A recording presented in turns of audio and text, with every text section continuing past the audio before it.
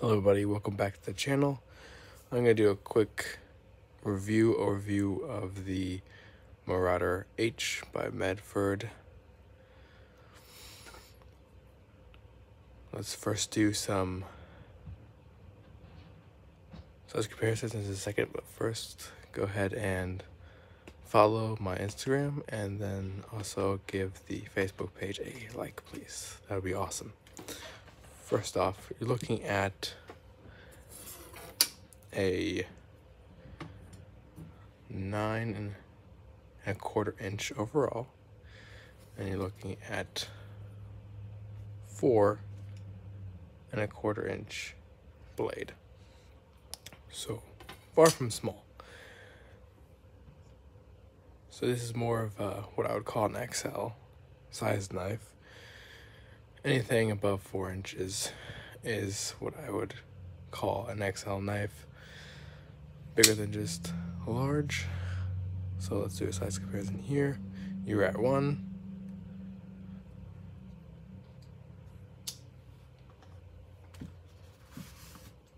Your Benchmade 940.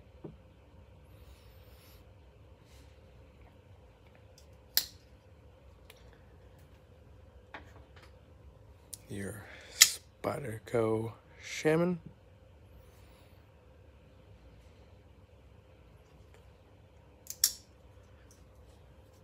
And for a more full-size knife comparison, your Strider S&G. And for a little bit closer, what I would consider a large knife, not necessarily an XL knife, would be your Strider SMF. As you can tell, this is still larger.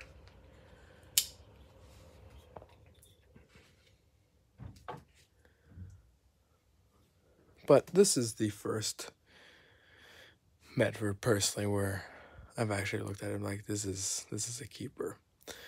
Mainly for my taste, I love bronze, which the handles are bronze. You got flamed hardware, which I do like, flame anodization, which comes in different forms, kind of like how this guy here is flamed handle. So it's a little bit different, but similar kind of thing. Now, this is not going to be for everybody, so let's get that out of the way. Obviously, the size, it's large. Most people aren't gonna want to carry this. So it's going to be a specific group of people that will carry this, either like large knives or are in a job where it's very helpful to actually have a large knife. Now, this guy's also going to be about, it's 8.5, 8.6 ounces, mainly because the titanium here is not milled. It's going to give a little bit more heft to it. The ergos are good, by the way. You can go down all the way down here, up here, and you can choke up here for finer tasks. Now, this isn't going to be one you're going to be skinning an apple with. Like, I don't know who does that, but you're not going to be doing that with this. Though it's very capable, it's very sharp. You're going to be able to do 99% of your tasks with it, unless you're peeling a potato. Again, there are potato peelers for that and apple peelers for that. And so this is obviously not going to be geared towards your person that's going to be in athletic shorts or anything like that. You're going to be more in jeans or heavy-duty pants. I do have to say I do like the milling here on the handle. That's not everybody's going to like it. That's okay. That's a taste thing. The back spacer in this guy is satin. The blade here is stonewash, and then the grind lines here are if you could pick that up. It's kind of a Stonewash 2. But this guy is going to be more of a the action is smooth, but it's not drop shot, which you wouldn't want it to be drop shot. You can roll it out like that, though Medfords are designed with this here to be a two-handed opener, but you can one-hand it. Now this one right here, you can't flick out. Cannot do the reverse flick. The thing about the Medfords is they do smooth out over time. So this one at some point might be able to be flicked out. I have no idea what I have to see. The one gripe I have about the Medford Marauder is the lanyard hole. If that was either not there or moved, that would be great. I think the pocket clip could be higher up. But the thing about this is the pocket clip is great. It goes inside the pocket, great. Out of the pocket, great. Good retention. I just wish it was a little bit higher, because honestly, how this clip is, you don't need that much to pull it out. It comes out easily, but not too easily. There's just a lot that's going to be sticking out of your pocket, and for most people, a lot of people won't like that, but I mean, it is good to have a good grip when you're pulling a knife out. I just don't think this clip, if this was a tighter clip, maybe when it's harder to get out, you would need that, but as it stands with the weight and just the design, you don't quite need that, and I think the lanyard hole could be gone or in a better place. You have the pommel strike or glass breaker. I'm not entirely sure if it would work as a glass breaker, but it would work well as a pommel strike. And let's see, and so you got your external stops, which personally make the knife more sturdy than internal stops. It takes tension away from the pivot if you do decide to pry, and it is also the stops so the blade doesn't hit the back spacer. They are not thumb studs, but they do not try to be. And the blade on this guy is S35 VN. And it is, this one right here particularly is at about 25% lockup. Again, this guy is not going to be the sliciest, but it's going to be able to handle more than your Rat 1 or other knives like that.